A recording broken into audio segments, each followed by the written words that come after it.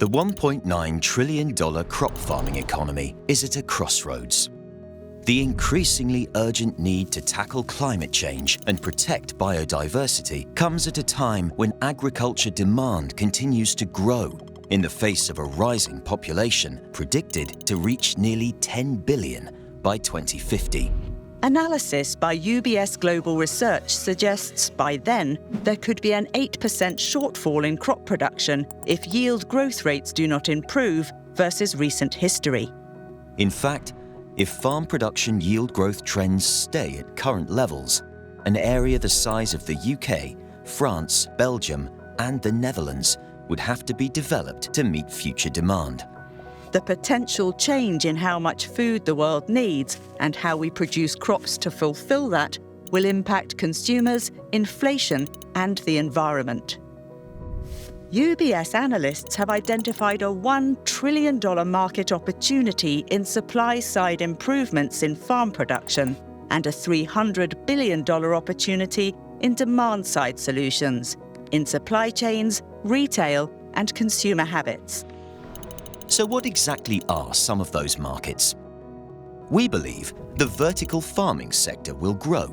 Vertical farms allow farmers to better control the climate, minimize pesticide use, and maximize crop density. While high energy usage is a sizable hurdle today, as the sector matures, operating costs may decrease. Vertical farms also have smaller land footprints and can be built on brownfield sites, reducing deforestation. The adoption of genetically modified corn in the US and Brazil drove dramatic yield gains in the early noughties. Further developments in seed science, both in GM and newer gene editing, is expected to continue to produce higher yielding and hardier crops, and a market which could grow 3.5 times by 2050. Whilst developments in seed science may reduce reliance on fertilizers, it still accounts for around 40% of plantation companies' costs in Asia. UBS research indicates the push for increasing yields will continue to drive growth in fertilizer markets in developing countries. Demand-side opportunities lie in areas including waste-based biofuels and alternatives to meat protein sources. Roughly 1/3 of the food we produce is wasted.